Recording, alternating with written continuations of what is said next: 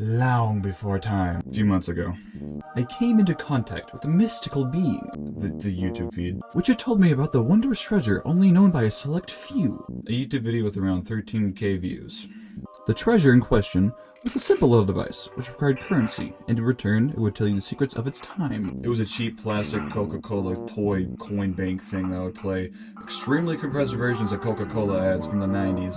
Can I stop doing this bit? It's starting to get on my nerves. So yeah, I was scrolling through YouTube, wasting the short time that life gives you with quick hits of dopamine, even though that I know working on a project will yield far greater results, and yet I chose the easy option. Anyways, I got a video titled, and I quote, Coca-Cola Tabletop Jukebox Collectible Musical Bank 1996 Retro Vintage Item.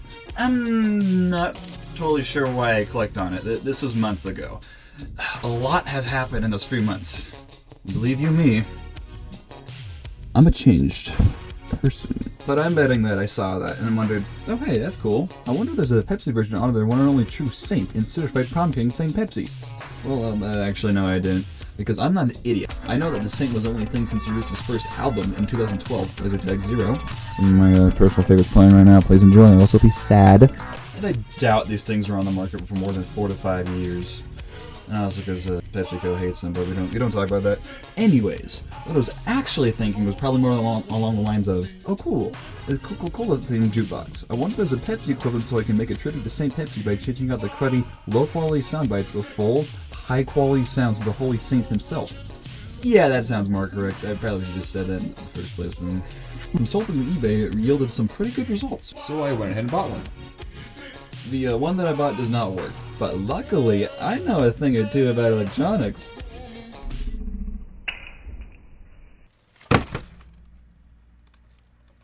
Oh, it's so little.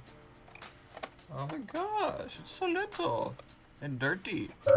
Well, this B-roll footage is B-rolling behind me. I'm gonna list the goals of this project. Alright, let's see here. Oh my god, that reeks of procrastination. Let's see here. Get the bank work as intended. Okay, this should be easy. Rip the audio directly from the bank and archive that sucker. Hell yeah. Reverse engineer the thing to make it so that a custom audio will play like nothing was modified with it. If previous fails, very well. Modify the bank to make it work with an audio solution to make that solution discreet as possible.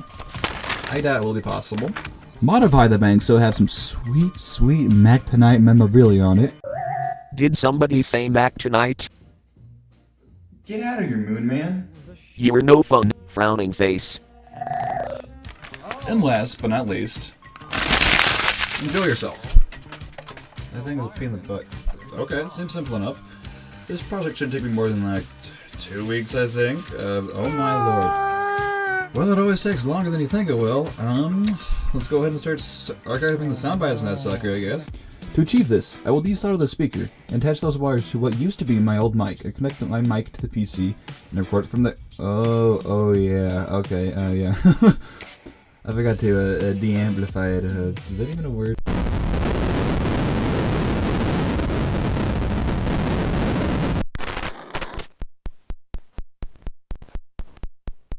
I need to get a resistor or something to make the signal not clip like crazy. Oh my god, that's fabulous. I'll just pick one from random from this power supply that I'm scrapping, and hope that the resistor isn't enough / isn't too much. A few moments later. Right there? That's supposed to be shiny. Well, I guess we'll never know that the resistor isn't enough / isn't too much because I removed the solder pad like an absolute buffoon. I guess I have to postpone my goal of archiving the sound bites when I actually have the tools to do it correctly. I'll leave it up to my future self. They tend to be pretty good with those kind of things. Okay, with that objective being done, let's head over to the next one. Reverse engineer the thing. Oh god. Taking a look inside the thing, we can see the... Oh my gosh, thank you. Oh. The only chip inside is covered in epoxy, which means I can't, like, read the thing or, like, miss the pins or anything. Which is a good thing, because it would save me tons of stress and time trying to figure out how to reverse engineer the thing. Luckily, I'm still able to tell how everything works, though. When a coin is inserted, it hits this little flap right here, which makes it contact this piece, which sends a signal to the chip and allows a song to be played when a button is pressed. Simple. Okay, I guess that goal has been completed. Hooray! Since the reverse engineering method doesn't work, I bought this little guy for the project, called the DF Robot MP3 player for Android. The name is very to the point and tells you what the project is. I like that. It's much better than what Sony's doing over there, jeez. Oh yes, for Christmas, I would like the MDR-EX14 AP wired-in sports headphones with microphone. Black. This goober will be in charge of playing the music. It can hold 128 megabytes of music, which is a lot. But it doesn't seem like a lot, but if you got to factor in the fact that we only need to play 5 songs on the sucker, so it is a lot. So much, in fact, that we can play the audio at a flat format, which sounds really good, but is really expensive on storage. Have I lost you yet? Good. Get lost. Okay, all I need to do is when a coin is inserted, and button is pressed, it plays a sound. Simple, right? That doesn't sound too difficult to code. You know, if a button is pressed and a coin is inserted, I play music. I do need to freshen up on my Arduino coding skills a bit, but luckily for you, you don't have to. Wowee, isn't that cool? Editing is awesome, right? I'll just skip the part we got everything coded. You just sit tight, you're fine. Actually, before we do that, let's go ahead and add music to the music player. Let me just jam that into there, that into that, and apparently this into that, and why didn't my mouse stop working? Yeah, for some reason, when I plugged it in the first time, my mouse straight up turned off. I didn't get this on recording, sadly, and I thought I would do it again when I tried it again, but I guess not, so I guess you just have to trust me, bro. I don't know. For whatever godforsaken reason, this thing does not want to work on my Linux machine. Relatable. But luckily, I have a Windows machine just sitting right over there, so I plugged it in there and it worked just fine. The tracks I chose were Cherry Pepsi, Vanilla Pepsi, Strawberry Lemonade,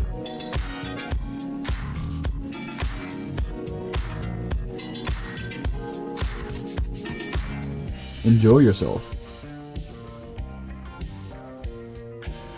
and Shaolin, I think that's how I say it, if you even care. Next up is to code the thing. Now this part probably took longer than it should have because I packed up all my jumper wires in an accident, so I ended up having to make my own out of some spare scrap wire and these male to female wires I had laying around. I honestly forgot how to code in whatever language the Arduino IDE uses. I need to learn how that flippin' DF Player Pro works, and I'm an idiot, so I had to revise my code more than a few times. God! Yeah, during the making of this video, I moved. Yeah, that's kind of why the video seems a little all scrambled and stuff, and why it took so dang long. Yeah, sorry about that. I wrote the code in a very broken state a couple months ago, and it's the aliens trying to contact us! Oh my lord! And when I came back to it, I was like, why the hell did I write that? Turns out, I had no idea what I was doing. I still don't, but the code works now. I also found that the pins like to hallucinate when they're not connected to ground. They gladly say there's power even though there's nothing connected to it. After I test the code works and all, I opened up the thing so I can shove my own buttons into it. The bank uses this PCB board right here. This line is power, this one goes back to the chip, as well as this one, just to a different pin. When a button is pressed, this ripper foot looking thing will connect power to one of the lines that goes back to the chip. The chip will play whatever song is corresponding to that pin, assuming there was a coin inserted, of course. I want my late night delight to be deluxe. I wonder if I can use this pickup line. So I screwed around my room and found this. I think it came from an old motherboard that I scrapped. It has exactly 5 buttons on it, so I'm gonna reuse it. I tried to desolder the buttons from it so I could attach it to another circuit board, but as soon as I found out you need a hot plate to do that with this kind of circuit board, and I didn't have one, so I just had to make do. Good thing the button placement on the board almost fits my project like a glove. The buttons almost perfectly fit their caps, but I whipped up this model real quick and printed 5 of them so the caps would perfectly hit the buttons. To make it easier and cheaper for me, I superglued the buttons to the cap for security, and so it wouldn't be a problem for me later.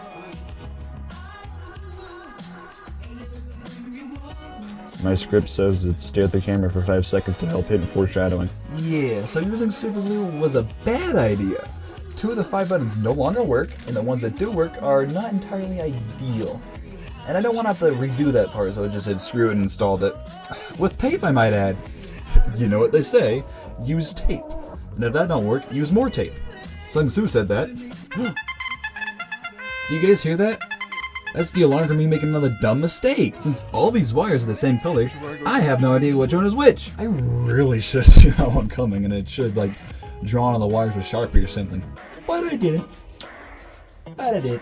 It's probably because, well, I'm I'm sick of this project, dude. Both figurative and literally. Bro, what the Okay, I'm done with this project. I'm too sick for this shit. I have been working on this thing for months now. It literally went through an entire move, and I was sick mid-project, end project. I just want to be done with it. I want to get on with my other projects. They sound a lot cooler. And besides, I'm pretty sure I have to go and spend more money, which we both know I don't have, to make the project work because I broke the freaking buttons. I was debating scrapping the project entirely, but it has been many days since my last video, and scrapping it would make that number bigger. Sure, I'm leaving it. And I was like halfway done. Like, I'll just take what I can get and get out, you know. And yeah, please don't consider this video to be a waste of your time. Just consider it a teaser. The next video, alright? Please for me. I'm sure the handful of you who are actually interested in my videos will be ecstatic. Speaking of which, why are you here? Don't you have anything better to do? Okay, please be patient. Bye bye now. Bye bye. See you later. Bye.